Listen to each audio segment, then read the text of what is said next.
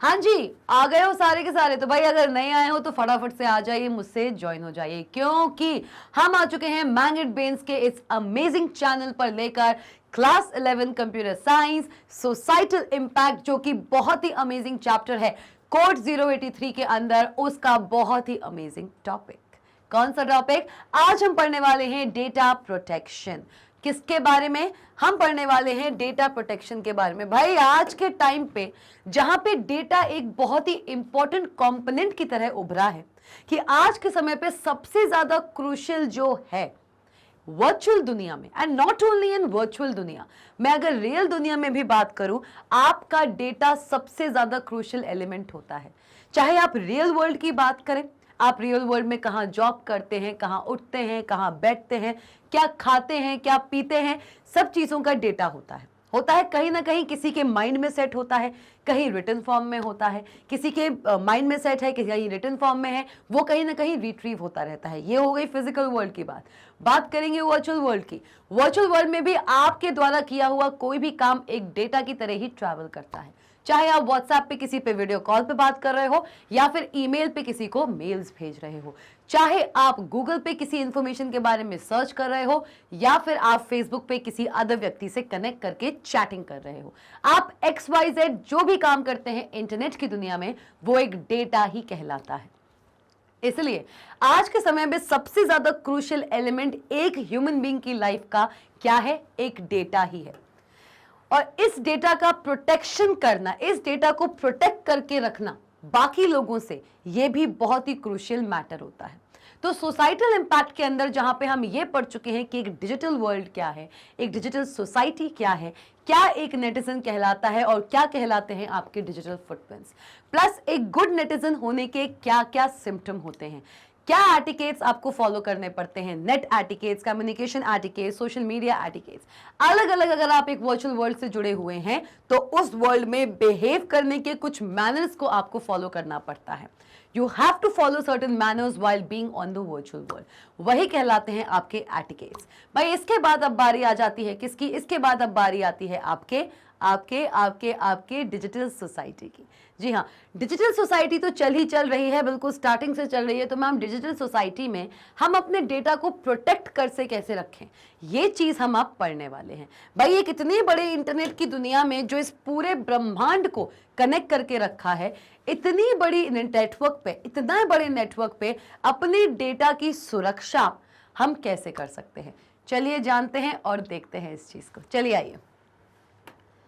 In this digital age, data or information protection is mainly about the privacy of data stored digitally.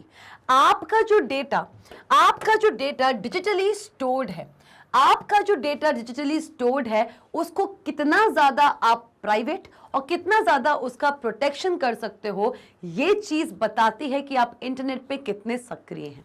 आज जब दुनिया में digital technologies ने अपना ये जो इम्बार्क छोड़ा है, अपना हर जगह इन्वॉल्वमेंट दिखाना शुरू किया है, तो आपके द्वारा दिया हुआ हर एक डेटा बहुत ही क्रूशियल होता है। इस डेटा का प्रोटेक्शन, इस डेटा को प्राइवेट तरीके से स्टोर करके रखना, या इस डेटा की प्राइवेसी एक बहुत ही अहम मुद्दा बन जाती है।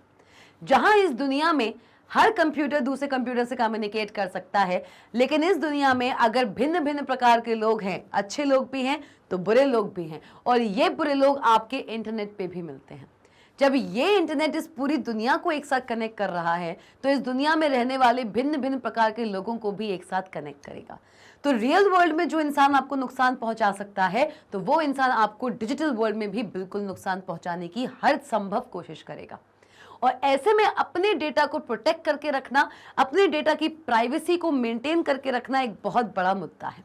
आओ, elements of data that can cause substantial harm. किस टाइप का डेटा आपको हार्म पहुंचा सकता है, एम्बैरेसमेंट फील करा सकता है, या इनकन्वीनियंस और अनफेयरनेस फील करा सकता है। आपके द्वारा दिया हुआ वो डेटा जो आपको हार्म प्रोवाइड करा सकता है, जो आपको एम्बैरेसमेंट फील करा सकता है, जो आपको क्या फील करा सकता है, इनकन्वीनियंट फील करा सकता है और अनफेयर फील करा सकता है, वो डेटा आपका बन जाता है एक सेंसिटिव डेटा। भाई डेटा अलग अलग टाइप का होता है। डेटा के टाइप हम सब पढ़ चुके हैं, किसके अंदर, क्लास 11th के अंदर आईपी में। अंडरस्टैंडिंग डेटा, डेटा प्रोटेक्शन, भैया डेटा प्रोटेक्शन अलग ही कॉन्सेप्ट है। कितने कितने टाइप का डेटा होता है, स्ट्रक्चर्ड, अनस्ट्रक्चर्ड, सेमी स्ट्रक्चर्ड। तो ये तो हमने डेटा की डिजाइनिंग की बात कर ली।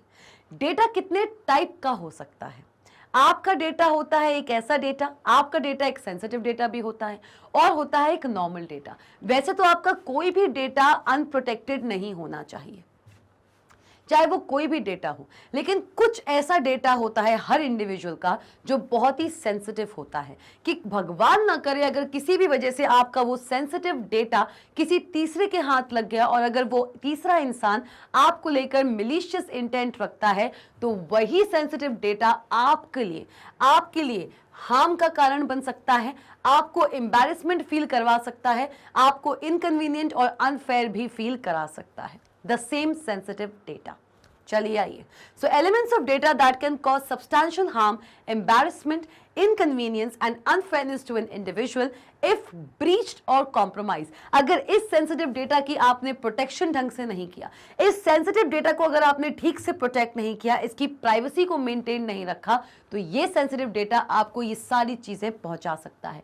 अगर यही sensitive data किसी भी कारण breach हो गया या compromise हो गया और किसी ऐसे के हाथ तक लग गया जो आपको नुकसान पहुंचाना चाहता है, तो समझ लो इन सारी चीजों से आपको जूझना पड़ सकता है। चलिए, तो मैम सारे के सारे आपने कॉन्स तो बता दिए, लेकिन एक सेंसिटिव डेटा हम ना चाहते हुए भी कभी ना कभी डेवलप कर ही लेते हैं, जैसे कि एक लॉगिन आईडी एंड पासवर्ड। किसी भी वेबसाइट में मैं अगर अकाउंट बना रही हूं अपना, कोई भी वेबसाइट पर अगर मेरा अकाउंट है तो उसका एक लॉगिन आईडी होगा और पासवर्ड होगा।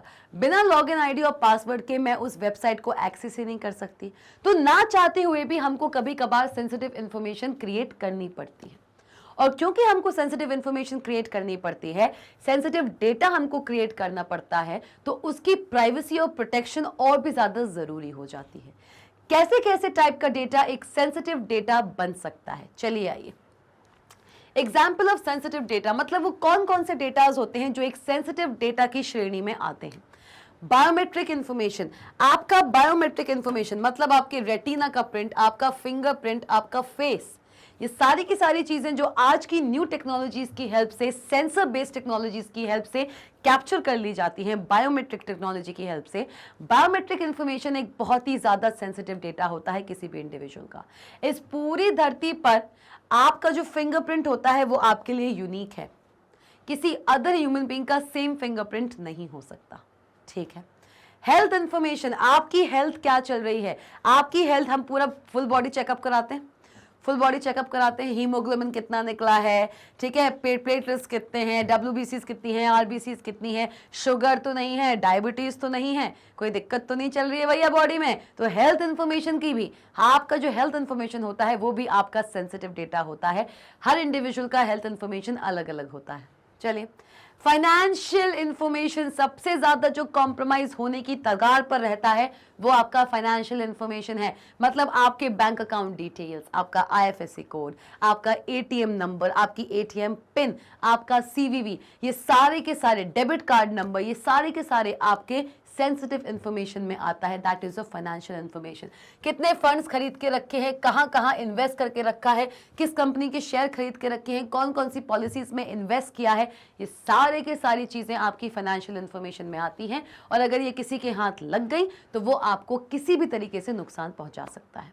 चलो, और अदर पर्सनल डॉक्यूमेंट्स, इमेजेस और ऑडियोज और वीडियोस। भाई बहुत से इमेजेस, बहुत सी ऐसी ऑडियोज, बहुत सी ऐसी वीडियोस जो आपके पर्सनल यूज के लिए हो। वैसे मुझे ये चीज़ कहनी नहीं चाहिए, लेकिन आप लोग क्लास 11th में हैं, आप लोग बिग इनफ हैं कि मैं आपसे ये बात कर सकूं। मैच्योर्ड हो गए हैं, 17 या 18 ईयर्स ऑफ एज के आप हो।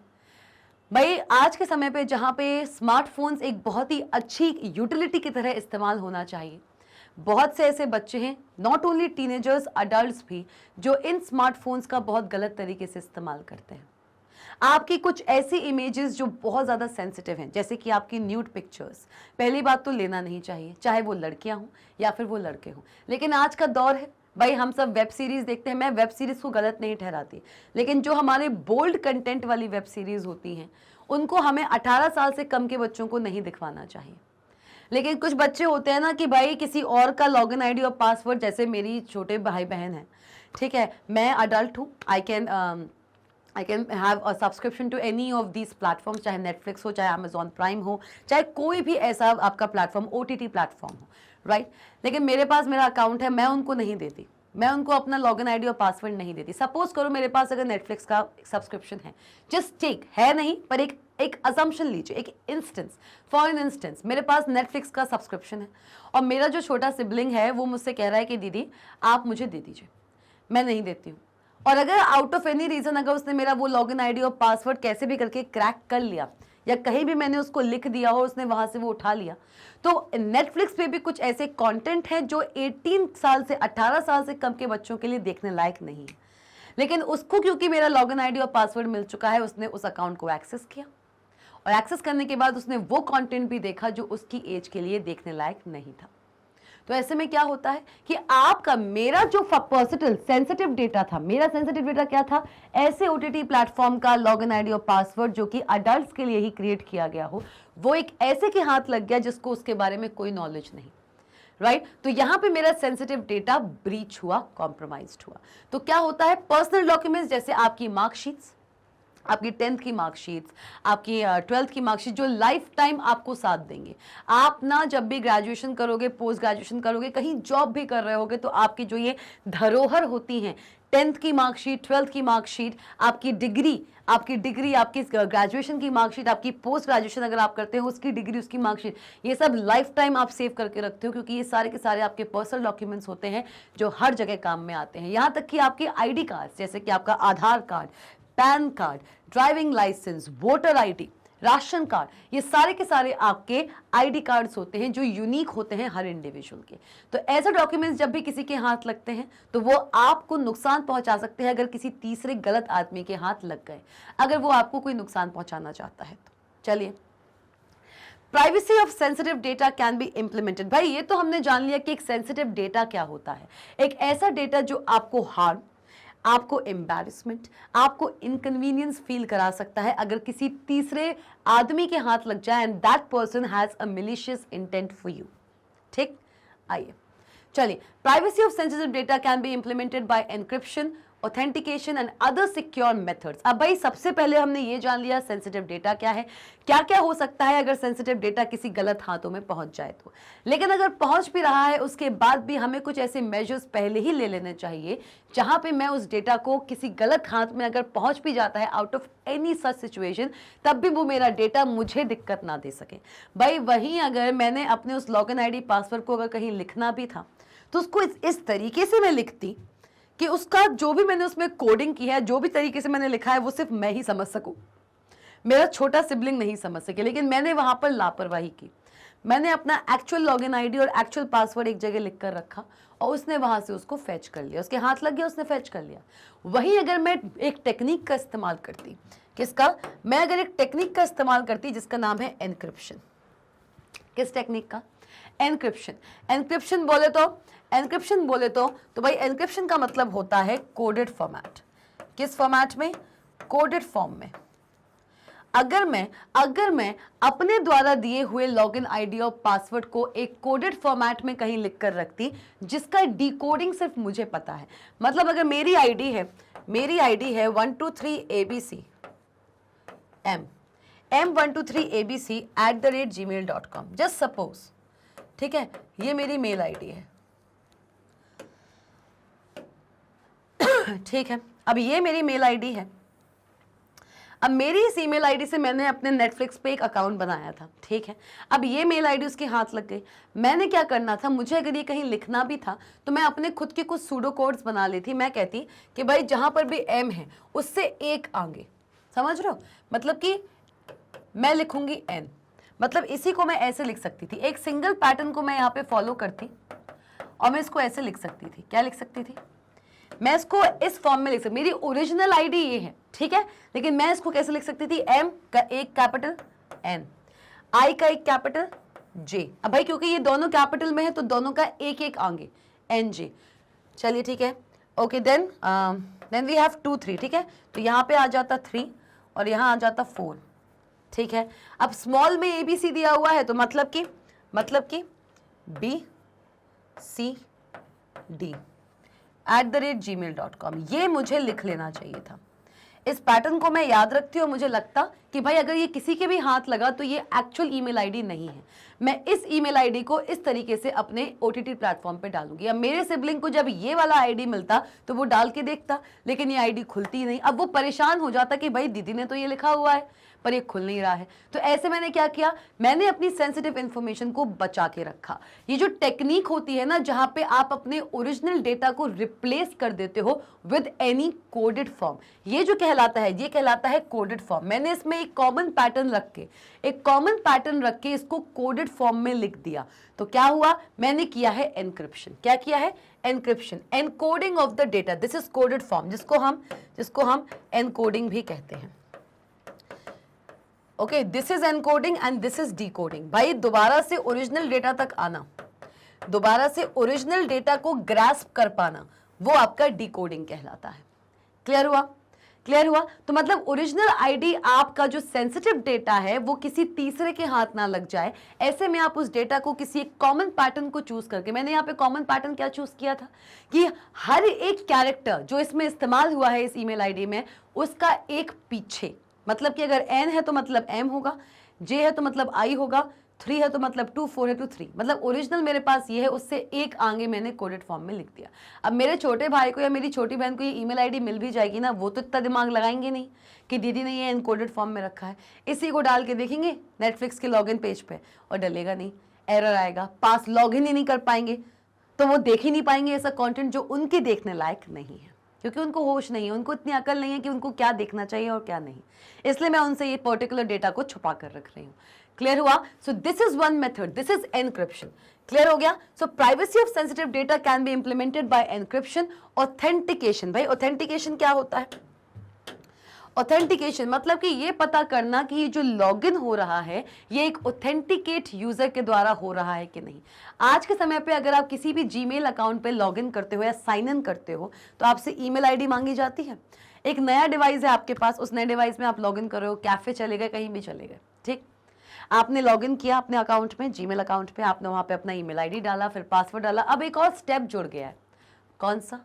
कि आप जब ईमेल आईडी डालते हो, फिर पासवर्ड डालते हो, उसके बाद एक वेरिफिकेशन कोड आता है आपके रजिस्टर्ड मोबाइल नंबर पे। ये क्यों कर दिया गया? ये इसलिए कर दिया गया क्योंकि बहुत सी शिकायतें आ रही थी कि आपका ईमेल आईडी और आपका पासवर्ड किसी के हाथ लग गया और उसने वहां पे खोल के अपने सिस्टम पे आपके ईमेल्स पे अपना एक्सेस पा लिया। अब इससे होगा क्या ना कि आपका email ID as well as password, जो कि ओरिजिनल ईमेल आईडी और ओरिजिनल पासवर्ड है, आपने उसको एनक्रिप्ट करके नहीं रखा था, वो अगर किसी के हाथ लग भी गया, उसके बाद भी जैसे ही वो लॉगिन करने की कोशिश करेगा, आपके फोन में एक मैसेज आ जाएगा। क्या मैसेज आएगा? कि कोई आपकी आईडी पे लॉगिन करना चाहता है, आपके फोन में एक मैसेज आएगा कि क्या ये आपने किया है। अगर किया है किसी अदर सिस्टम पे तो यस इट इज मी, और अगर नहीं किया है तो आप नो करके उसको वहां से कैंसिल आउट भी कर सकते हो। आपने अपने फोन में उसको कैंसिल कर दिया ना अगर, तो वहां पे जो ट्राई कर रहा था आपकी ईमेल आईडी और पासवर्ड की हेल्प से आपकी जीमेल अकाउंट को एक्सेस करने का, वो फर्दर उसमें आगे नहीं बढ़ पाएगा, वो एक्सेस ही नहीं कर पाएगा, even if that person have your original email ID and password too. है मजेदार? बताओ अगर ये चीज अच्छी लगी है तो बताइए जल्दी से।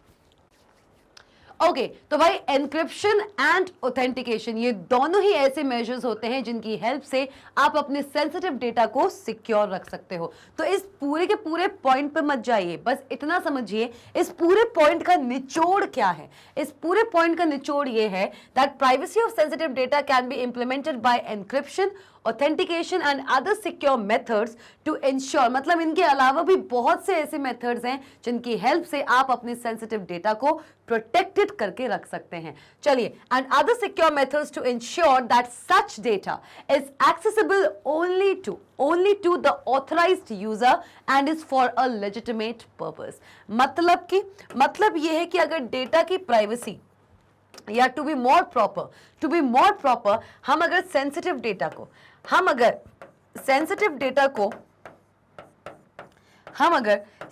डेटा को सिक्योर रखना चाहते हैं, अगर हम सेंसिटिव डेटा को सिक्योर रखना चाहते हैं तो उसके लिए हमको चाहिए क्या? भाई हमको चाहिए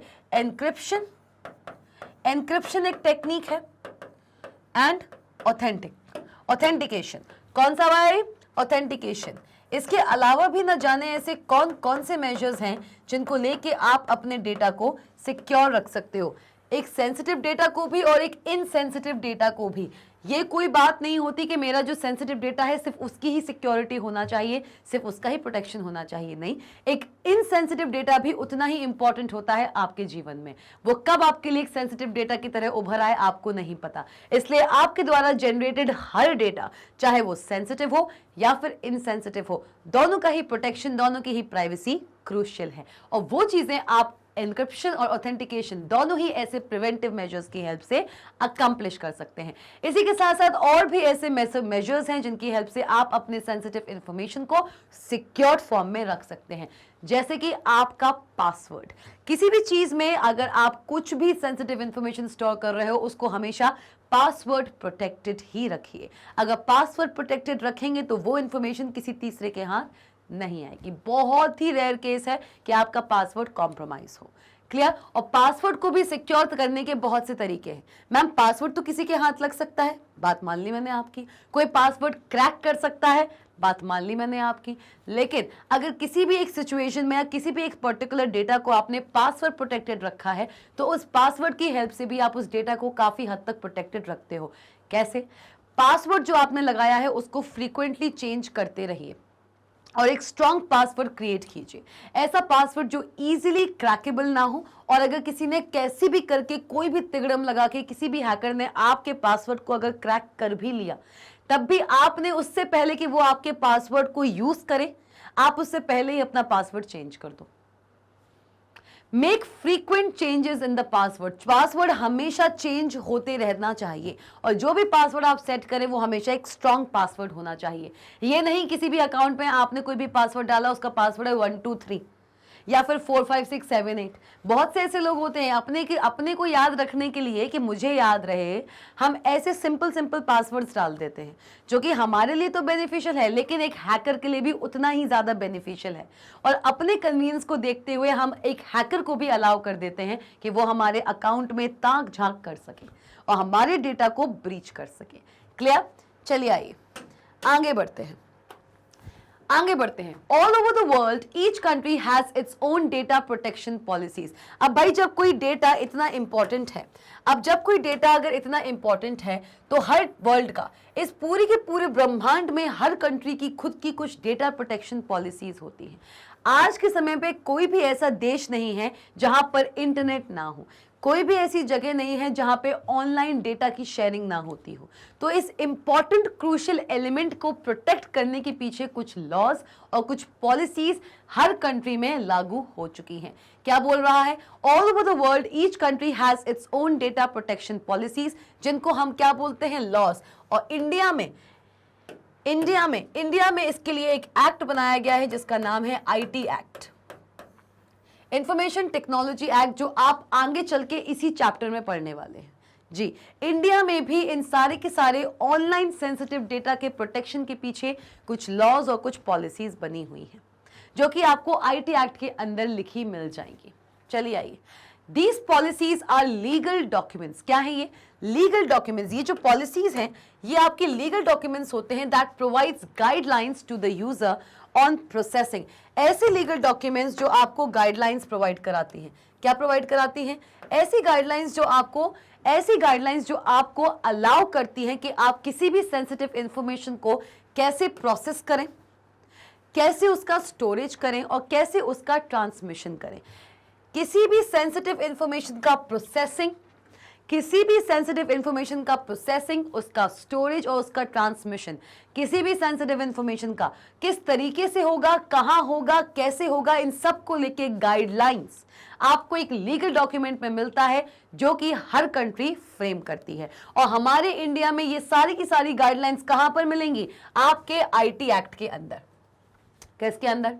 सारा का सारा गाइडलाइन कि आपको एक सेंसिटिव इंफॉर्मेशन को किस तरीके से स्टोर करना है, उसे कैसे ट्रांसफॉर्म करना है और तो और उसको कैसे प्रोसेस करना है। ये सारी की सारी गाइडलाइंस आपको आईटी एक्ट के अंदर मिल जाएंगी और आईटी एक्ट आप इस चैप्टर के अंदर आगे पढ़ने वाले हो बहुत ही डिटेल्ड मैनर में।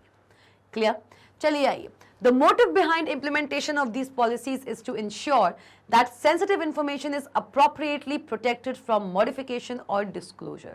भाई सबसे बड़ा मोटिव ही क्या था इन गाइडलाइंस को बनाने के पीछे? सबसे बड़ा मोटिव ही ये था कि हम ये आपको बता सके कि चाहे कोई भी सेंसिटिव इंफॉर्मेशन हो उसको किस तरीके से स्टोर करिए, किस तरीके से ट्रांसमिट करिए, किस तरीके से प्रोसेस करिए। इनकी गाइडलाइंस अगर मुझे मिल जाएंगी तो मैं कम से कम अपने सेंसिटिव इंफॉर्मेशन से हैरिस हो पाऊंगी। हमको एक लीगल फ्रेमवर्क चाहिए, हमको एक ऐसा गाइडलाइन चाहिए जो हमें गाइड कर सके कि एक सेंसिटिव इंफॉर्मेशन अगर मेरी जनरेट हो रही है तो उसको मैं कैसे और किन किन तरीकों से प्रोटेक्ट करके रख सकती हूँ।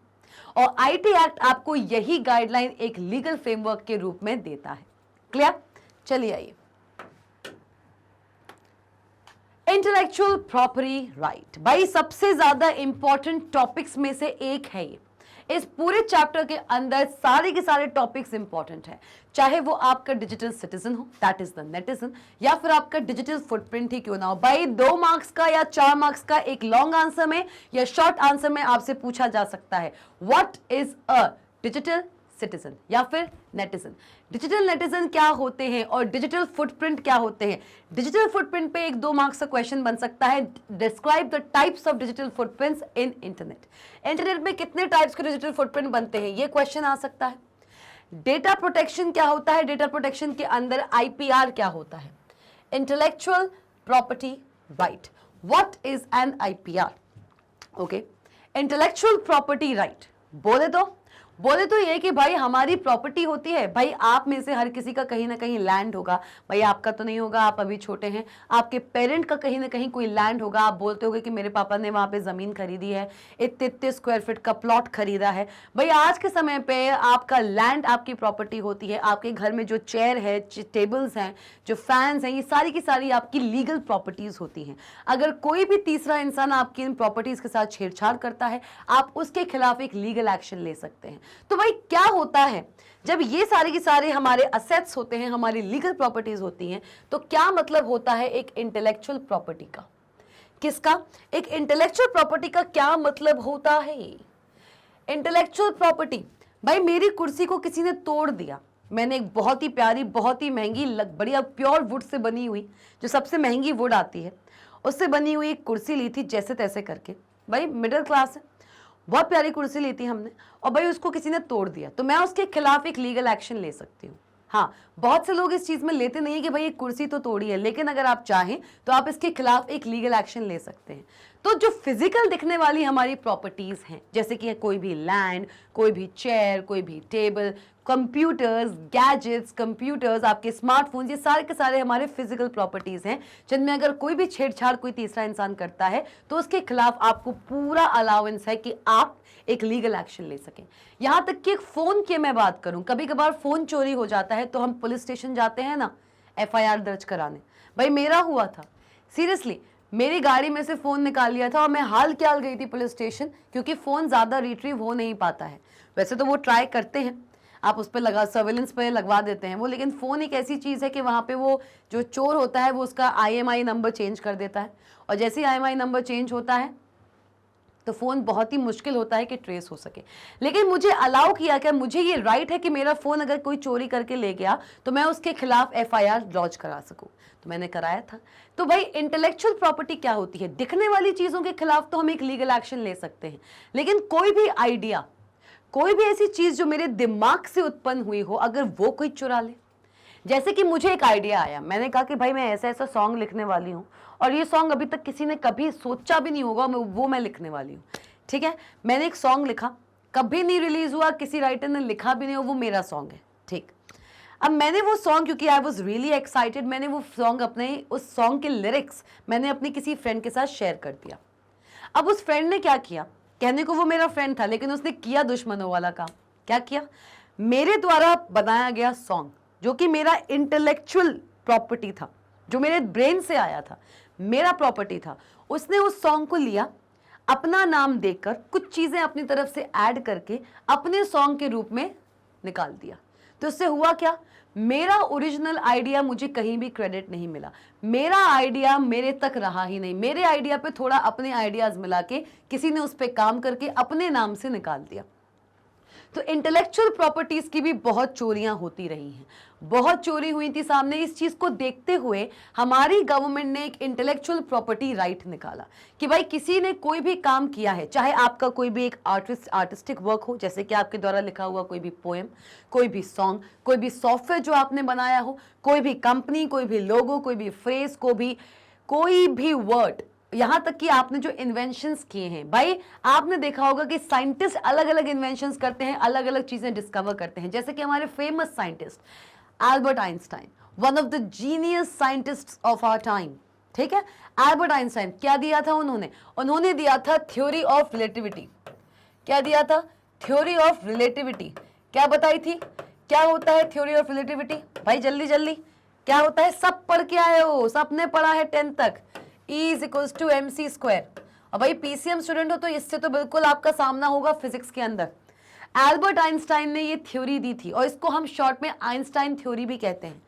क्यों भाई? ये एल्बर्ट आइंस्टाइन ने थ्योरी दी, अगर वो इसको क्या नहीं कराते, अपने नाम नहीं कराते, इसको बोला जाता है पेटेंट।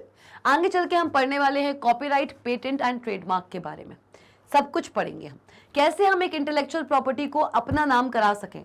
इसके लिए हम ट्रेडमार्क, कॉपीराइट एंड पेटेंट का सहारा लेते हैं, जो कि IPR के अंदर आता है। धीरे धीरे सब जगह आगे बढ़ते जा रहे हैं, सब्र रखो भाई। इंटेलेक्चुअल प्रॉपर्टी, ये जो आइडिया निकला है, ये जो इक्वेशन निकली है, मतलब पूरी मेहनत हमारे आइंस्टाइन साहब ने करी। और कोई तीसरा साइंटिस्ट आता है, वो कहता है भाई इसने पूरी मेहनत करी है, सब कुछ किया है, ये इस इक्वेशन तक पहुंचा है। और उस साइंटिस्ट ने एल्बर्ट आइंस्टाइन से इस इक्वेशन को ले लिया, भाई उनके रूम में घुस गया, कोई उनकी लैब में घुस गया, ये इक्वेशन उसे दिख गई, उसने वो लिया, अपना थोड़ा सा काम और किया, और फिर सबके सामने पब्लिकली इस इक्वेशन को अपने नाम से निकाल दिया। लेकिन उससे पहले आइंस्टाइन जी ने क्या किया? आइंस्टाइन जी ने इस इक्वेशन की डिस्कवरी को अपने नाम करा लिया, आइंस्टाइन थ्योरी के नाम से। इन्होंने इसको क्या कराया? आइंस्टाइन थ्योरी कह लीजिए या फिर थ्योरी ऑफ रिलेटिविटी कह लीजिए। थ्योरी ऑफ रिलेटिविटी के नाम से एल्बर्ट आइंस्टाइन, हमारे जो ग्रेट साइंटिस्ट थे, जीनियस साइंटिस्ट थे, उन्होंने इस पर्टिकुलर इक्वेशन को अपने नाम कराकर इसको पेटेंट करा लिया, क्योंकि ये उनका एक इंटेलेक्चुअल प्रॉपर्टी है। उनके ब्रेन से, उनके हार्डवर्क से वो इस पर्टिकुलर इक्वेशन तक पहुंच चुके हैं, जिसने फिजिक्स की दुनिया ही बदल दी। न्यूटन 3 लॉज लेके आए थे, जिसमें आधी फिजिक्स हो जाती है, और वही जो हमारे आइंस्टाइन थे, वो ये जो इक्वेशन लेके आए थे, इसने पूरे फिजिक्स का ब्रह्मांड बदल दिया था। आज भी ये इक्वेशन बहुत ज्यादा यूज होती है। तो भाई अगर हमारे एल्बर्ट आइंस्टाइन इसको अपने नाम नहीं कराते, तो आज कोई तीसरा साइंटिस्ट जिसने इस पे 1% काम नहीं किया, इस इक्वेशन को लेके क्रेडिट ले रहा होता। तो ये हमारे एल्बर्ट आइंस्टाइन का खुद के दिमाग का उपजा क्रिएशन था, इसलिए ये उनका एक इंटेलेक्चुअल प्रॉपर्टी है। ये किसकी इंटेलेक्चुअल प्रॉपर्टी है? ये एल्बर्ट आइंस्टाइन की इंटेलेक्चुअल प्रॉपर्टी है। एल्बर्ट आइंस्टाइन की इंटेलेक्चुअल प्रॉपर्टी है। और क्योंकि ये एल्बर्ट आइंस्टाइन हमारे जीनियस साइंटिस्ट की इंटेलेक्चुअल प्रॉपर्टी है, तो ये उन्हीं के नाम पे पेटेंट है। क्या है? पेटेंट है। क्या होता है पेटेंट, कैसे होता है, कितने साल तक रहता है, सब पढ़ने वाले हैं, हैव पेशेंस। ठीक है, ये एल्बर्ट आइंस्टाइन की इंटेलेक्चुअल प्रॉपर्टी है। ठीक है, क्लियर? तो भाई IPR देख लेते हैं, IPR क्या होता है। आ जाओ भाई। Intellectual property right, that is IPR. When someone owns a house or a motorcycle, we say that the person owns that property. बिल्कुल सही बात है, इसी बारे में हमने बात की। Similarly, if someone comes out with a new idea, अगर कोई इंसान एक नए आइडिया के साथ आता है, this original idea is that persons intellectual property. मतलब आइंस्टाइन जी के द्वारा डिराइव्ड ये इक्वेशन आइंस्टाइन जी की इंटेलेक्चुअल प्रॉपर्टी बन जाती है। क्लियर? चलिए, intellectual property refers to the inventions. क्या मतलब होता है इंटेलेक्चुअल प्रॉपर्टी का? इंटेलेक्चुअल प्रॉपर्टी बोले तो कि ये बन जाता है इन्वेंशंस। Intellectual property refers to the inventions, literary and artistic expressions. Artistic expressions, inventions and literary designs and symbols, names and logos, ये सारी की सारी वो चीजें हैं जो एक इंटेलेक्चुअल प्रॉपर्टी हो सकती है। भाई अलग अलग पोएट्स के द्वारा लिखे हुए पोएम्स, भाई उनके बीच में भी कंपटीशन चलता है, पोइट्री करते हैं वो। भाई एक पर्टिकुलर पोएट अगर अपने नाम पे एक अपनी पोएम नहीं कराएगा, तो दूसरा पोएट उसका क्रेडिट ना ले जाएगा, थोड़ा अपना कुछ काम करके उस पर्टिकुलर पूरी की पूरी पोएम को अपने नाम से नहीं निकाल देगा। इसलिए आपके दिमाग से उपजा हुआ आपका आइडिया जब दुनिया के सामने एक वर्क के रूप में आता है, जैसे आइंस्टाइन के दिमाग में आया होगा ना, क्या दिमाग में आया होगा हमारे जीनियस साइंटिस्ट जी के दिमाग में, कि भाई अगर स्पीड ऑफ लाइट से सी मतलब speed of light. Speed of light के स्क्वायर से अगर किसी भी बॉडी को अगर आप दौड़ा दो, सबसे ज्यादा हाईएस्ट स्पीड किसकी होती है? लाइट की होती है। हम सबको पता है 3 × 10⁸ मीटर पर सेकेंड स्क्वायर होती है, मीटर पर सेकेंड होती है। तो भाई सबसे तेज लाइट की स्पीड होती है। अगर इस स्पीड का भी स्क्वायर, इस स्पीड का भी स्क्वायर से अगर किसी भी बॉडी को आप दौड़ा दोगे तो उसका मास चेंज हो जाएगा। हम भी अगर स्पीड ऑफ लाइट से दौड़ गए ना तो मेरा मास चेंज हो जाएगा। समझ रहे हो? तो भाई ये जो आइडिया था, इस आइडिया तक या इस थ्योरी तक हमारे आइंस्टाइन जी पहुंचे, इसलिए ये जो थ्योरी उन्होंने ड्राइव की है उस पे सोल हक सिर्फ और सिर्फ आइंस्टाइन जी का होता है। हाँ, इस थ्योरी को हम यूज जरूर कर रहे हैं क्योंकि आइंस्टाइन जी ने इसको यूज करने की परमिशन दी है, कि हमने ये थ्योरी ड्राइव ही इसलिए की है ताकि ये दुनिया को हम दे सकें, दुनिया इस पे रख के, इसको एज अ बेस रख के नए नए इन्वेंशंस कर सके। लेकिन ये थ्योरी हमेशा उनके नाम ही रहेगी। कोई अदर साइंटिस्ट ये क्लेम नहीं कर सकता कि ये थ्योरी उन्होंने दी है। क्लियर हुआ? अब क्लियर हुआ इंटेलेक्चुअल प्रॉपर्टी क्या होती है। और इसी इंटेलेक्चुअल प्रॉपर्टी को बचाने के लिए IPR, that is intellectual property right, हर कंट्री में होता है। चलिए आइए, intellectual property refers to the inventions, literary and artistic expressions, designs and symbols, name and logos.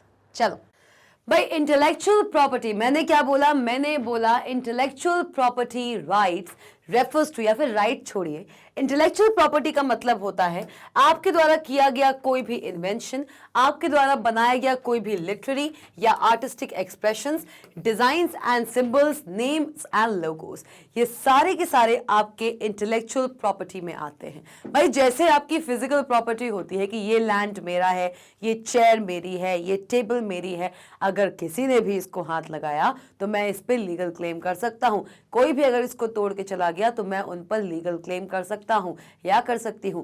Similarly intellectual property, आपके माइंड से निकला हुआ आइडिया जब एक शेप लेता है, जब एक वर्क में के फॉर्म में सामने आता है, उस इंटेलेक्चुअल प्रॉपर्टी पर भी आपका राइट बन जाता है। अब वो इंटेलेक्चुअल प्रॉपर्टी कोई भी नेम हो सकता है, कोई भी लोगो हो सकता है। भाई मैग्नेट ब्रेन्स, यहां वहां की हम क्यों बात करें, अपनी ही ऑर्गेनाइजेशन की बात करते हैं। मैग्नेट ब्रेन्स का लोगो कैसा है? कैसा है भाई मैग्नेट ब्रेन्स का लोगो? कैसा है? कुछ ऐसा है, एमबी। भाई चलो इसको एक काम करते हैं, रुक जाओ रुक जाओ, अच्छे से बनाते हैं, हमारा प्रेस्टिजियस ऑर्गेनाइजेशन है। आओ, MB कुछ ऐसे ही है। चलो कुछ ऐसा लोगो है कि नहीं है? तो भाई ये जो लोगो है ये मैग्नेट ब्रेन्स का लोगो है, और इस लोगो पे लीगली मैग्नेट ब्रेन्स का क्या है? ट्रेडमार्क है। ट्रेडमार्क, कॉपीराइट एंड पेटेंट सब पढ़ेंगे हम, सब पढ़ेंगे, डोंट वरी। एक कंपनी के लोगो पे हमेशा उस कंपनी का ट्रेडमार्क होता है। मैग्नेट ब्रेन्स का ऑफिशियल लोगो सिर्फ और सिर्फ मैग्नेट ब्रेन्स ही इस्तेमाल कर सकती है, कोई अदर ऑर्गेनाइजेशन इस लोगो को अब इस्तेमाल नहीं कर सकती। क्यों? क्योंकि मैग्नेट ब्रेन्स ने इस लोगो पर अपना ट्रेडमार्क करा लिया। ये जो हमारा आइडिया था कि हमारा जो लोगो हो वो कुछ इस तरीके से हो, बीच में MB हो, बिल्कुल बगल से इसके सराउंडिंग में ऐसे कुछ जा रहा हो, ये हमारा आइडिया था। तो इंटेलेक्चुअल प्रॉपर्टी है ये हमारी, और इंटेलेक्चुअल प्रॉपर्टी होने के नाते इस पे हमारा लीगल राइट है। तो क्या लिखा है कि कोई भी आपका इन्वेंशन, कोई भी लिटरेरी या artistic expression, okay, designs and symbols and names and logos, ये सारे के सारे आपके इंटेलेक्चुअल प्रॉपर्टी में आते हैं। और भाई अगर ये आपकी इंटेलेक्चुअल प्रॉपर्टी है, जब आप अपनी फिजिकल प्रॉपर्टी को इतना सेव करके रखते हैं तो इंटेलेक्चुअल प्रॉपर्टी को सेव करके नहीं रखोगे क्या?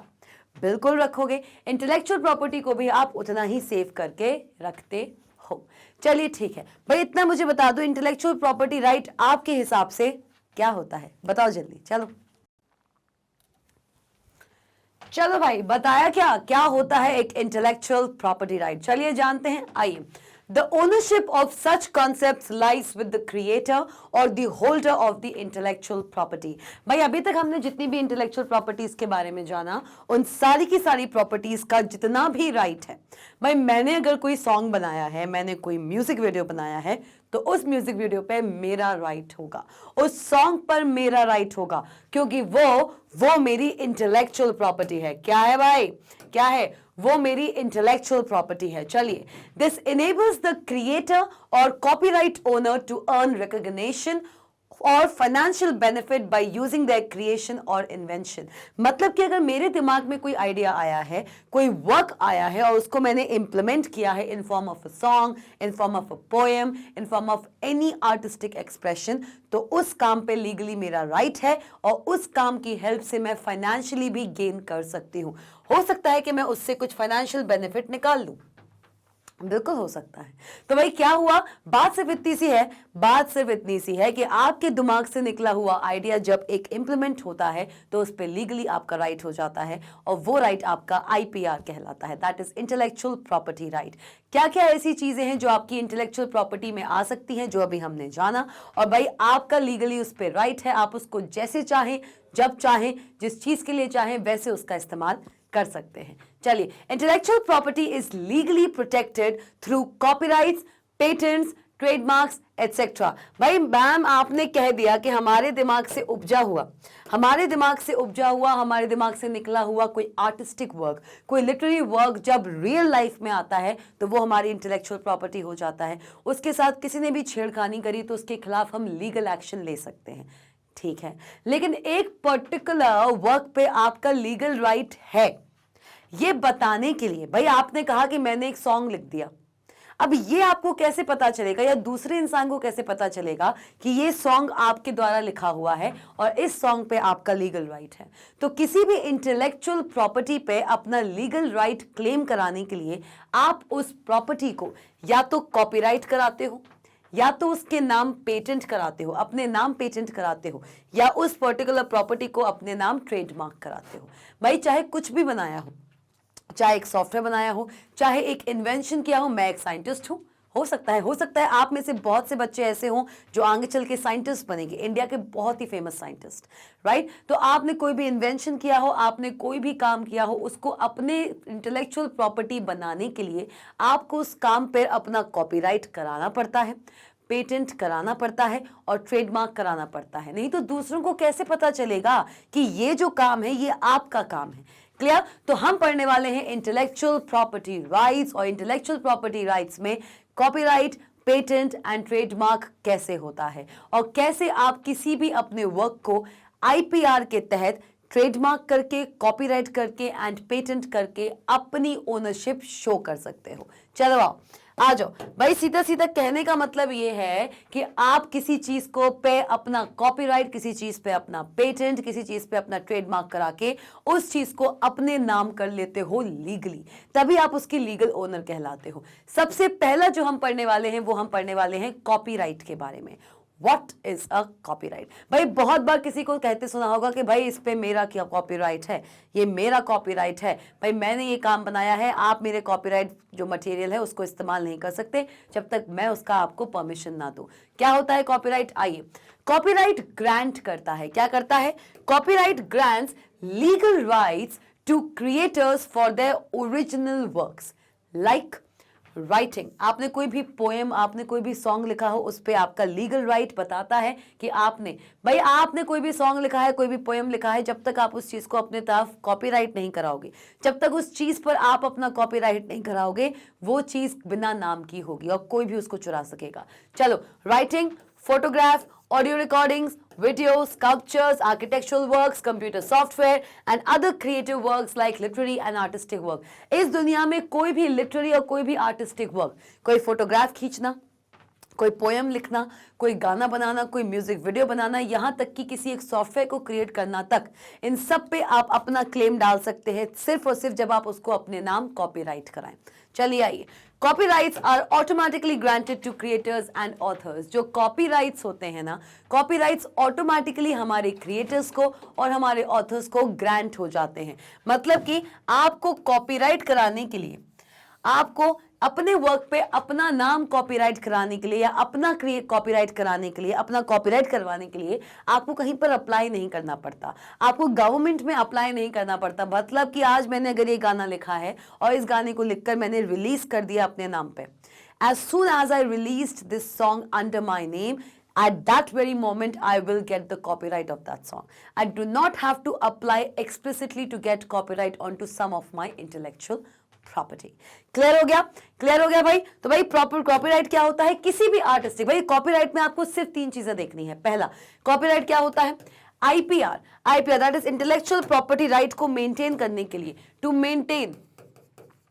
Maintain intellectual property right, intellectual property right को मेंटेन करने के लिए आप किसी भी वर्क को अपने नाम कॉपीराइट कराते हो या उस वर्क पर अपना कॉपीराइट कराते हो। अब वो कौन कौन से वर्क्स हैं जिन पे आप कॉपीराइट करा सकते हो? भाई कोई भी आर्टिस्टिक और कोई भी लिटरेरी वर्क, गाना लिखना, म्यूजिक बनाना, वीडियो बनाना, फोटोग्राफ्स क्रिएट करना, वीडियोस बनाना, फिल्म्स बनाना। भाई जैसे RRR हमारे राजा मौली जी की मूवी है, तो किसी को अलग से ये क्लेम करने का हक नहीं है कि ये मूवी उन्होंने बनाई है। कोई अदर फिल्म डायरेक्टर ये क्लेम नहीं कर सकता। As soon as that film got released in the theatres, जिस दिन वो मूवी थिएटर्स में रिलीज हुई थी, वहीं उसी दिन उसी वक्त राजा मौली को उसका कॉपीराइट ऑटोमेटिकली ग्रांट हो गया था। तो क्या समझना है कि कॉपीराइट आईपीआर को सस्टेन करने के लिए किया जाता है। कोई भी आर्टिस्टिक और कोई भी लिटरेरी वर्क, चाहे इनमें से कोई भी काम हो, उन सब पे आप कॉपीराइट कर सकते हो, उन सब का आप कॉपीराइट करवा सकते हो। और कॉपीराइट हमेशा ऑटोमेटिकली ग्रांट होता है। आपको उसको पर्टिकुलर, कहते हैं ना कि मैंने कोई काम किया है तो उस पर अपना कॉपीराइट करवाने के लिए कहीं एप्लीकेशन नहीं लगानी पड़ती, कहीं किसी से परमिशन नहीं लेनी पड़ती। ठीक है, automatically as soon as you release that thing under your name, that particular thing becomes yours. आपका उस पर लीगल कॉपीराइट हो जाता है। क्लियर हो गया? ये बातें याद रखने की है, ये 3 चीजें आपको याद रखनी है। पहला, आईपीआर की सस्टेनेबिलिटी। सेकंड, कोई भी आर्टिस्टिक या कोई भी लिटरेरी वर्क पे कॉपीराइट होता है। And third, copyright automatically grant होता है ओरिजिनल क्रिएटर को, उसको कहीं पर भी एप्लीकेशन नहीं डालनी होती। क्लियर? यही पूछा जाएगा एग्जाम में, यही पूछा जाएगा बंधु। Copyright law, copyright law gives the copyright holder a set of rights that they alone can avail legally। भाई आपने कहने को कॉपीराइट कराने के लिए अलग से एप्लीकेशन नहीं लगाया, आपको कहीं पर अप्लाई भी नहीं करना पड़ा, लेकिन कॉपीराइट आपका उस पर हो गया है ऑटोमेटिकली, तो उसका लॉ आप पे एप्लीकेबल है। कॉपीराइट लॉ क्या कहता है? भाई कॉपीराइट लॉ कहता है कि किसी भी कॉपीराइट होल्डर को ये सेट है, ये सेट ऑफ राइट्स हैं। भाई कुछ ऐसे राइट्स दिए हैं हमने किसी भी क्रिएटर को कि आपको अगर कोई काम आपने किया है उस पर आपका कॉपीराइट है, तो आपको कुछ हमने राइट्स दिए हैं जो आप प्रैक्टिस कर सकते हैं। जैसे कि आपने जो वर्क बनाया है वो किसको कितना देना है, उसमें किसको कितना हासिल करना है, उसकी मल्टीपल कॉपीज डिस्ट्रीब्यूट करनी है कि नहीं करनी है, किसी और को उसका क्रेडिट देना है कि नहीं देना है, ये सारे के सारे राइट्स ओरिजिनल क्रिएटर के हैं, मतलब the one who is holding the copyright to a certain work. Clear? So copyright law gives the copyright holder a set of rights that they alone can avail legally. The rights include right to copy. क्या include करते हैं ये rights? Rights include करते हैं कि भाई आपने अगर किसी चीज का बनाया है तो आप उस चीज की मल्टीपल कॉपीज निकाल सकें। भाई मैंने कोई गाना अगर बनाया है तो मैं ही उस गाने की मल्टीपल कॉपीज निकालकर लोगों में बांट सकती हूं, और किसी को ये हक नहीं है कि वो मेरे गाने की मल्टीपल कॉपीज बनाकर कहीं पर भी उसको डिस्ट्रीब्यूट करें। Being a copyright holder, being the original creator, I only hold this right. ये राइट्स मुझे मिले हुए अंडर द लॉ। भाई कॉपीराइट लॉ के अंदर मुझे ये राइट मिला हुआ है। चलिए आइए, ठीक है। The right includes right to copy, that is reproduce a work, right to create derivative works based upon it, मतलब एक वर्क से कोई दूसरा वर्क निकालना। मेरा ये वर्क जो मैंने किया उसका कॉपीराइट मुझे मिल चुका है, इसी में से कुछ मैंने डेरिवेटिव, कुछ अदर वर्क डिराइव किया है, वो भी मेरे अंदर है। Right to distribute copies of the work to the public and right to publicly display और परफॉर्म द वर्क। भाई जो मैंने गाना लिखा है अपने लिए तो लिखा नहीं होगा, मैं पब्लिक के लिए वो गाना लेकर आई हूं। ठीक है, मैं अगर कोई गाना लिखती हूं, मैं कोई गाना गाती हूं, तो वो पब्लिक के लिए है, ताकि पब्लिक उसको सुने, मेरे वर्क को अप्रिशिएट करे। But that doesn't give them the right कि वो मेरे गाने को अपनी आवाज में गाकर अपने नाम के अंडर रिलीज कराए। वैसे तो वो लोग गाते हैं, भाई हम कोई गाना सुनते हैं तो हम गुनगुनाते रहते हैं, अलग अलग बार्स में, अलग अलग वहाँ जाकर लोग बाग गाना भी गाते हैं। बॉलीवुड सॉन्ग्स जितने भी होते हैं, आप कहीं कहीं जाते हैं वहाँ पे वो बॉलीवुड सॉन्ग्स को आप सिंग भी करते हैं अगर आप एक अच्छे सिंगर हैं, लेकिन उस गाने को अपने नेम के अंडर लीगली आप डिक्लेयर नहीं कर सकते, लीगली आप उसको रिलीज नहीं कर सकते। चलिए आइए, इट प्रिवेंट्स अदर्स फ्रॉम कॉपिंग। भाई अगर एक अपने आर्टिस्टिक वर्क पे आपने अपना कॉपीराइट कर लिया, कॉपीराइट लॉ के अकॉर्डिंग आपका जो वर्क है वो कोई दूसरा इंसान ना ही कॉपी कर पाएगा, ना ही उसको यूज कर पाएगा, और ना ही उसे सेल कर पाएगा। It prevents others from copying, using and selling your work. It totally depends on you if you want to reuse it, if you want to reproduce it, or if you want to sell it to the public. ये simple सीधा सीधा आपका right है, ये आप ही decide करेंगे, कोई और नहीं। क्लियर? क्या होता है ना कि कुछ लोग अपना पब्लिक में वर्क दिखा देते हैं, और भाई वर्क हम करते ही किस लिए हैं? पब्लिक के लिए, ताकि वहां से हमें अप्रिसिएशन मिले। कुछ लोग क्या करते हैं कि भाई अपना पब्लिक पे वर्क दिखा देते हैं, पब्लिक क्या करती है उनके वर्क को लेकर अपने थोड़ा बहुत तिगड़म करके, हल्का फुल्का थोड़ा चेंज करके अपने नाम के अंडर रिलीज कर देती है। This is very bad. Clear? आपके ऊपर लीगल एक्शन हो सकता है according to copyright law. For example writer Rudyard Kipling, भाई जो हमारे बहुत ही फेमस राइटर हैं, बहुत ही फेमस राइटर है हमारे Rudyard Kipling, holds the copyright to his novel. उन्होंने एक नॉवल लिखी है द जंगल बुक। भाई इस पे कितनी तो मूवीज बन चुकी हैं, आई थिंक 2 या 3 मूवीज बन चुकी हैं द जंगल बुक पे।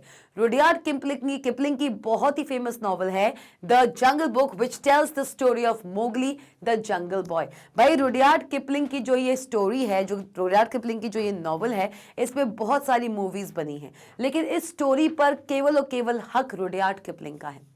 अगर इन पूरी की पूरी नॉवल पे अगर मूवीज भी बनी है तो मूवीज में रुडयार्ड किपलिंग को वहां पर क्रेडिट दिया जाता है, बताया जाता है कि ये जो मूवी है ये बेस्ड है, दिस मूवी, शुरू में आता है disclaimer, this movie is based upon the creative work done by the great author Rudyard Kipling. आता है तो आप किसी का कॉपीराइटेड वर्क अगर इस्तेमाल भी करते हैं तो वहां पर आपको उस ओरिजिनल क्रिएटर को क्रेडिट देना चाहिए। चलिए, it would be an infringement of the writer's copyright if someone used parts of the novel without permission. भाई राइटर अगर अभी तक हमारे हैं, राइटर हमारे बिल्कुल हैं, तो जब इन पे मूवीज बनी होगी तो इन्होंने ओरिजिनल राइटर से परमिशन ली होगी। जंगल बुक मूवी जो बनी है, उस मूवी के जो डायरेक्टर्स हैं, जो प्रोड्यूसर्स हैं, उन्होंने पहले रुडयार्ड किपलिंग से परमिशन ली है कि भाई आपकी ये नॉवल है, इस नॉवल से इन्फ्लुएंस्ड होके हम लोग एक जंगल बुक पे मूवी बनाना चाहते हैं। तो जब तक रुडयार्ड किपलिंग ने उन्हें अलाउ नहीं किया होगा तब तक वो मूवी नहीं बना पाए। और even if they have made a movie, that means they got the permission from Rudyard Kipling. Movie बनाते वक्त भी उन्होंने इन ऑथर को बहुत ही ज्यादा क्रेडिट दिया, दैट इज वेरी गुड। और अगर वो ऐसा नहीं करते तो क्या होता? ये कहलाता कॉपीराइट लॉ का इन्फ्रिंजमेंट। क्या कहलाता? अगर वो ऐसा नहीं करते, अगर वो रुडयार्ड किपलिंग से परमिशन नहीं लेते, देखो नॉवल सबके पास है ना, रुडयार्ड किपलिंग की नॉवल इजीली आपको गूगल पे मिल जाएगी, पीडीएफ डाउनलोड करते, उस पर पूरी मूवी बना देते, रुडयार्ड किपलिंग से कोई परमिशन नहीं ली जाती, तो ऑटोमेटिकली वो कॉपीराइट लॉ का इन्फ्रिंजमेंट करते। और रुडयार्ड किपलिंग इस चीज को देखकर, भाई कभी ना कभी रुडयार्ड किपलिंग को ये पता तो चलता कि उनकी जानकारी के बिना उनकी नॉवल पर लोग बाग मूवीज बनाने लग गए, है ना। तो रुडयार्ड किपलिंग क्या कर सकते? According to copyright law Rudyard Kipling इन मूवी मेकर्स के खिलाफ एक लीगल एक्शन भी ले सकते थे। क्लियर? चलो, लेकिन रुडयार्ड किपलिंग ने अपनी परमिशन दी कि ठीक है, अगर आप करना चाहते हैं तो आप बिल्कुल बना लीजिए। तो बहुत ही अच्छी तरीके से ये एक नॉवल की तरह भी मौजूद है और इस पे एक बहुत ही फैंटास्टिक मूवी भी बनी हुई है। चलिए आइए, इन डिफरेंट लैंग्वेजेस टू। चलो, to use others copyrighted material, अगर आप किसी और अदर पीपल के कॉपीराइटेड मटेरियल का इस्तेमाल करना चाहते हैं, then one needs to obtain a licence from them. अगर आप किसी भी इंसान के कॉपीराइटेड मटेरियल का इस्तेमाल करना चाहते हैं अपने पर्सनल यूज के लिए, अपने वर्क के लिए, तो उसके लिए सबसे पहले आपको उस ओरिजिनल क्रिएटर से लाइसेंस लेना पड़ेगा। लाइसेंस जो कि एक परमिशन की तरह एक्ट करता है। क्लियर हो गया? चलो आगे बढ़ ले, आओ भाई आगे बढ़ते हैं। अब बात करेंगे पेटेंट की। भाई सबसे पहला जो हमने इंटेलेक्चुअल प्रॉपर्टी राइट पढ़ा कि भाई आपका जो इंटेलेक्चुअल प्रॉपर्टी है उस पे आपका राइट है कि आप उसे कॉपीराइट कराएं अपने तरफ। चलो, अब आती है बात पेटेंट की। भाई जैसे कॉपीराइट ऑटोमेटिकली ग्रांट होता है to the original creator, patent के लिए आपको अप्लाई करना पड़ता है। यस, एंड पेटेंट किसी भी आर्टिस्टिक या लिटरेरी वर्क का नहीं मिलता, पेटेंट हमेशा मिलता है किसी भी इन्वेंशन का। किसका? इन्वेंशंस का। भाई हम अपने पूरे के पूरे क्लासेस में, जितनी भी क्लासेस अभी तक हमने की हैं, अल्बर्ट आइंस्टाइन, जो हमारे अल्बर्ट आइंस्टाइन है, उनको हम फोकस करके चले हैं। अल्बर्ट आइंस्टाइन ने थ्योरी ऑफ रिलेटिविटी दी थी, E = mc², जिसको आज भी लोग बाग आइंस्टाइन थ्योरी के नाम से जानते हैं। क्यों? ऐसा क्यों? क्योंकि अल्बर्ट आइंस्टाइन ने जब ये थ्योरी डिराइव की थी, जब पब्लिक ने इसको रिकॉग्नाइज किया था, तो उसी वक्त आइंस्टाइन ने इस थ्योरी को अपने नाम करवा लिया था। उन्होंने क्या किया था? इस थ्योरी को अपने नाम कराने के लिए, पेटेंट कराने के लिए, भाई थ्योरी को, किसी भी इन्वेंशन को अपने नाम कराना है तो उसको आपको उसके अपने नाम पेटेंट कराना पड़ता है, इन्वेंशंस को हमें पेटेंट कराना पड़ता है। अ patent is usually granted for inventions. Bulb का इन्वेंशन हुआ, थ्योरी ऑफ रिलेटिविटी का इन्वेंशन हुआ, एटम का इन्वेंशन हुआ, ये सारी चीजें हुई। तो जिन जिन साइंटिस्ट ने इन सब चीजों का इन्वेंशन किया है, उन साइंटिस्ट ने उन पर्टिकुलर चीजों पे अपना पेटेंट करवाया। चलो, a patent is usually granted for inventions. Unlike copyright, the inventor needs to apply. कहा ना भाई, कहा कॉपीराइट जहां ऑटोमेटिकली आपके नाम पे ग्रांट हो जाती है as soon as you release your work in the public. जैसे ही अपने वर्क को पब्लिक में रिलीज करोगे, आपका उस पर्टिकुलर चीज पर ऑटोमेटिकली कॉपीराइट हो जाएगा। लेकिन पेटेंट अगर कराना है तो for patent, for getting any invention patent under your name, for that you have to apply और फाइल। आपको फाइल करना पड़ता है एक application. You have to apply for an application for patenting the invention. Apply कीजिए government में, कुछ समय बाद आपको उसका पेटेंट मिल जाता है। आओ, when a patent is granted, ठीक है, the owner gets an exclusive right to prevent others from using, selling और डिस्ट्रीब्यूटिंग द प्रोटेक्टेड इन्वेंशन। मतलब कि भाई जैसे आइंस्टाइन ने कहा कि ये जो थ्योरी ऑफ रिलेटिविटी है ये मेरी थ्योरी है, ठीक है, लेकिन उन्होंने ये थ्योरी निकाली किसके लिए थी? पब्लिक के लिए। ठीक, पब्लिक इस थ्योरी का इस्तेमाल कर सकता है, हमारे जो अदर साइंटिस्ट हैं वो इस थ्योरी के इस्तेमाल कर सकते हैं, इस थ्योरी पे बेस वो अलग अलग इन्वेंशंस कर सकते हैं, लेकिन ये थ्योरी लाइफ टाइम मेरी थ्योरी कहलाएगी क्योंकि मैंने इसको अपने नाम पेटेंट कराया है। और ये जो डिसीजन था ये एल्बर्ट आइंस्टाइन का था। तो जो ओरिजिनल क्रिएटर होता है, जैसे एक कॉपीराइट का जो ओरिजिनल क्रिएटर होता है वो डिसाइड करता है कि उसका जो कॉपीराइटेड वर्क है वो कहाँ कहाँ कितना सेल होगा, कहाँ किस तरीके से यूज होगा, उसका पूरा डिसीजन लेने का पावर सिर्फ उस कॉपीराइट ओनर पे होता है। सिमिलरली अगर आपने कोई इन्वेंशन किया है और अगर उसको अपने नाम पेटेंट कराया है तो वो इन्वेंशन पब्लिक में कितना एक्सपोज होगा, उस इन्वेंशन का कहाँ कहाँ यूज होगा, वो इन्वेंशन कहाँ पर सेल होगा, किधर किधर डिस्ट्रीब्यूट होगा, ये पूरी के पूरे डिसीजन लेने का पावर भी आपको ही होगा। एल्बर्ट आइंस्टाइन के पास ही ये पावर था कि मेरी ये थ्योरी किन किन साइंटिस्ट के पास जाएगी और कहाँ कहाँ किस किस वर्क में इसका इस्तेमाल होगा।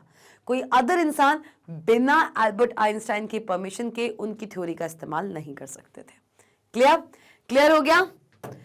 हो गया, चलो आगे बढ़ ले। आओ, patent gives full control to the patentee to decide whether or how the invention can be used by others. क्या करता है पेटेंट? पेटेंट पूरा कंट्रोल देता है। किसको? पेटेंट पूरा कंट्रोल देता है टू द पेटेंटी। पेटेंटी मतलब the one who have applied, the one who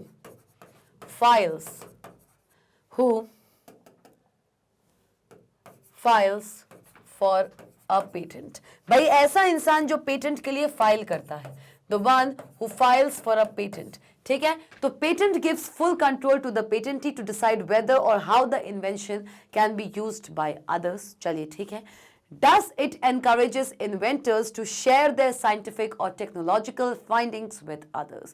भाई तभी, भाई कहा ना एल्बर्ट आइंस्टाइन वो हमारे पेटेंटी थे। पेटेंटी वो पर्सन होता है जो किसी इन्वेंशन को अपने नाम पेटेंट कराता है। चलिए, एक पेटेंट पूरा कंट्रोल देता है एक पेटेंटी को कि वो डिसाइड कर सके कि उसका इन्वेंशन कब, कहां, कैसे, कितना इस्तेमाल में लाया जाएगा। चलो, क्यों? क्योंकि ये इनकरेज करता है फिर इन्वेंटर्स को। भाई अगर मैंने कोई चीज बनाई है, मैंने कोई चीज इन्वेंट की है, अपना पूरा टाइम, अपनी पूरी एनर्जी, अपना पूरा ब्रेन मैंने उस इन्वेंशन को करने में लगाया है, तो मेरा पूरा हक बनता है कि मैं उसका कहां कहां कैसे इस्तेमाल होगा वो मैं डिसाइड करूं। ठीक है, और इससे होता क्या है कि मेरी ये चीज मेरे नाम हो गई है, तो इससे जो अलग अलग इन्वेंटर्स हैं, जो अलग अलग साइंटिस्ट हैं, उनको एक एनकरेजमेंट मिलता है कि भाई ये चीज मैंने बनाई थी, ये मेरे नाम है। ऐसे ही मुझे और भी ज्यादा इन्वेंशंस करने हैं, बहुत सारा एनकरेजमेंट मिलता है। Then it encourages inventors to share their scientific और टेक्नोलॉजिकल फाइंडिंग्स विद अदर्स। हमको पता है कि ये चीज चाहे मैं पब्लिक में ले दूं, पब्लिक में मैं इसका जाहिर कर दूं मैं इसको, लेकिन ये चीज हमेशा नाम मेरे ही रहेगी। मेरी बिना परमिशन के इसको कोई भी टच नहीं कर सकता। देख सकते हैं, समझ सकते हैं, कॉन्सेप्ट को समझ सकते हैं, पर इसको बिना मेरी परमिशन के कोई टच नहीं कर सकता। चलो, a patent protects an invention for 20 years. ये बहुत ही इंपॉर्टेंट पॉइंट है, ये बहुत ही ज्यादा इंपॉर्टेंट पॉइंट है बंधु, बहुत ज्यादा इंपॉर्टेंट पॉइंट है कि अगर आप किसी भी इन्वेंशन को पेटेंट कराते हो और जब आप पेटेंट आपको ग्रांट हो जाता है तो वो पेटेंट आपके आज से लेके 20 साल तक आपके नाम रहता है। Patent protects an invention for 20 years after which it can be freely used. मतलब कि आपने कोई इन्वेंशन किया, 20 साल तक आप उसके ओरिजिनल क्रिएटर हैं, और वो कहां जाएगा, कैसे जाएगा, किस किस जगह जाएगा, किस तरीके से यूज होगा, ये डिसाइड करने का पावर आपको सिर्फ 20 साल तक है। क्योंकि 20 साल तक वो जो आपका इन्वेंशन है वो पुराना हो जाता है, जगह जगह यूज होने लगता है। 20 साल के बाद वही पेटेंटेड इन्वेंशन फ्रीली यूज किया जा सकता है बाय द पब्लिक, क्योंकि तब तक और भी बहुत सी चीजें जो होती हैं वो आपकी इन्वेंट हो चुकी होती हैं। क्लियर? चलो, recognition and or financial benefit foster the right environment and provide motivation for more creativity and innovation। बिल्कुल सही बात है, बिल्कुल सही बात है। क्लियर? चलो बात करते हैं हमारे लास्ट आईपी की, दैट इज ट्रेडमार्क। अपने इंटेलेक्चुअल प्रॉपर्टी राइट को प्रैक्टिस करने में सबसे अच्छा जो होता है वो होता है आपका ट्रेडमार्क। ट्रेडमार्क किसको मिलता है? मैम, कोई भी आर्टिस्टिक या लिटरेरी वर्क पे हम कॉपीराइट करते हैं, किसी भी इन्वेंशन को हम पेटेंट करवाते हैं। भाई मैम, ट्रेडमार्क क्या होता है? ट्रेडमार्क मिलता है किसी भी कंपनी को, कंपनी जिसके अंडर कोई लोगो आए, कंपनी का नेम, कंपनी का लोगो, कोई फ्रेज।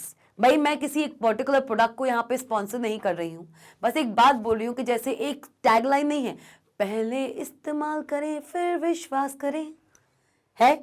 अब ये सुन के आपके दिमाग में आ गया होगा कि किसकी बात हो रही है, कौन सी कंपनी की बात हो रही है, लेकिन मैं उसका नाम नहीं लूंगी। होता है होता है कि नहीं होता है? तो किसी भी कंपनी के द्वारा उसका नाम, भाई जैसे मैग्नेट ब्रेन्स है, मैग्नेट ब्रेन्स का भी मैंने आपको लोगो बताया था।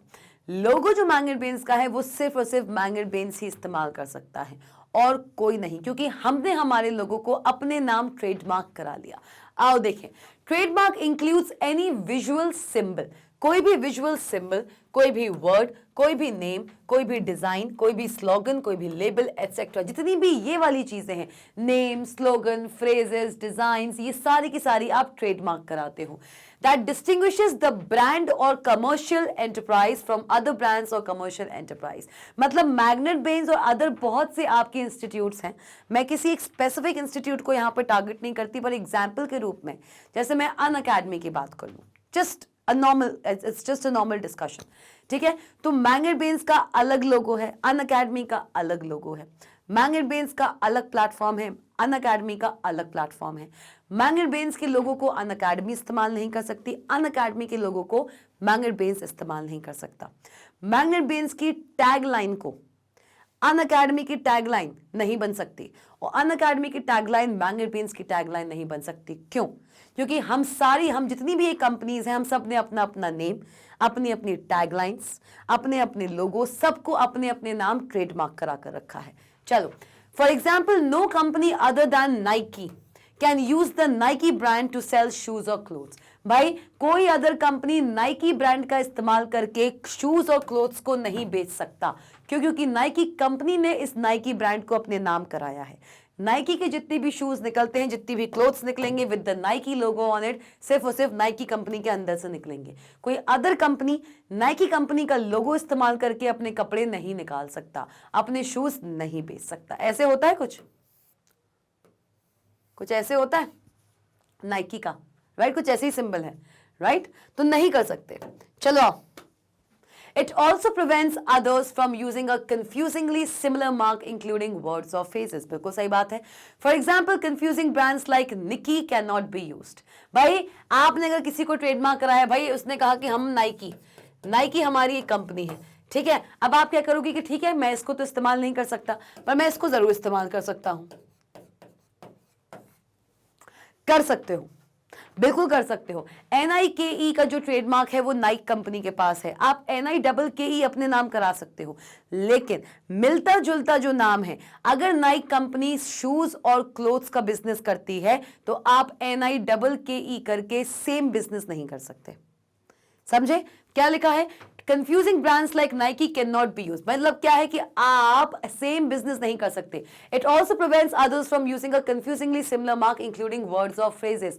मतलब कि भाई मैंने कह दिया कि भाई नाइकी के शूज हैं, मैंने यहाँ पे टिक कर दिया, ठीक है, मैंने यहाँ पे टिक कर दिया और यहाँ पे मैंने लिख दिया क्या? NIKE। अब भाई आप तो हम पे क्लेम कर नहीं पाओगे नाइक कंपनी कि भाई तुमने मेरा इसमें इस्तेमाल कर लिया, नहीं भाई, कर सकते हैं। क्यों? क्योंकि आपने क्या किया, आपने उसका लोगो, आपने उसका टिक मार्क तो अपना इस्तेमाल किया, बस आपने के बढ़ा दिया। अगर आपको NIK की ई का इस्तेमाल करना भी है तो आप सेम बिजनेस में उसका इस्तेमाल नहीं कर सकते। आप NIK की ई के नाम से कुछ और निकाल दो, क्या दिक्कत है? नाइक कंपनी अगर शूज और क्लोथ्स निकाल रही है तो आप ज्यादा है कि टेक्सटाइल्स निकाल दो, है ना? टेक्सटाइल में कुछ और चीज निकाल दो, जैसे कि आप कह सकते हो कि आप सैनिटरी निकाल दो। निकाल सकते हो कि नहीं निकाल सकते हो? तो सेम कंपनी जो सेम बिजनेस करती है उसमें थोड़ा सा तिगड़म लगा के आप उसको यूज करने की कोशिश करोगे तो आप पे लीगल एक्शंस हो सकते हैं। However it may be possible to apply for the Nike trademark for unrelated goods like notebooks. वही कहा कि आप नाइक ट्रेडमार्क का इस्तेमाल जरूर कर सकते हैं, लेकिन सेम बिजनेस के लिए नहीं। आप उसमें अपना बिजनेस चेंज कीजिए। चलो भाई, तो हम आ चुके हैं अपने इस अमेजिंग सेशन के एंड पे। जी हाँ, ये सेशन कैसा लगा है बताना मत भूलो। लाइक करो इस सेशन को, कमेंट करो इस सेशन में और बताइए कि ये सेशन आपको कितना अमेजिंग लगा है। इस सेशन के अंदर हमने डिस्कस किया है इंटेलेक्चुअल प्रॉपर्टी राइट के बारे में और कैसे आप अपने किसी भी क्रिएटिव वर्क को प्रोटेक्ट करके रख सकते हैं कॉपीराइट, पेटेंट एंड ट्रेडमार्क करा के। तो मैम अगला सेशन कौन सा होगा? अगला सेशन होगा आपका वायोलेशन ऑफ IPR। भाई कॉपीराइट करा के, ट्रेडमार्क करा के, पेटेंट करा के अपने वर्क को प्रोटेक्ट तो कर लिया, लेकिन हम यहाँ रहते हैं, कहाँ रहते हैं? हम इंडिया में रहते हैं। और इंडिया को ही क्यों बोले, हम बहुत अदर कंट्रीज में क्यों ना रहते हो। अगर एक कंट्री में अच्छे लोग हैं तो बुरे लोग भी हैं। तो भाई कोई भी हो, कैसा भी हो, कहते कि मैं नहीं मानता हूं ये लॉ, मैं आपकी ये चीज इस्तेमाल करूंगा बिना आपके परमिशन के, मतलब कि वायोलेशन ऑफ IPR। ऐसे लोग जो IPR इंटेलेक्चुअल प्रॉपर्टी राइट्स में ट्रेडमार्क, कॉपीराइट और पेटेंट का वायोलेशन करते हैं तो उन पे क्या क्या पेनल्टी है, वो क्या क्या चीजें फेस करते हैं, ये जानेंगे हम अपने अपकमिंग सेशन में। अगर ये सेशन आपको अमेजिंग लगा है तो बताना मत भूलना, शेयर कीजिएगा इस सेशन को अपने friends, family, cousins and classmates के साथ। मिलते हैं नेक्स्ट सेशन में। नेक्स्ट सेशन पे मिलने से पहले इन सारे कोर्सेज को जाओ और एक्सप्लोर करो, एक बार अच्छे से नजर मार लो इन कोर्सेज पे और e books and e notes को जरूर ग्रैब करना है। भैया मिलते हैं नेक्स्ट सेशन में, स्टे ट्यून्ड।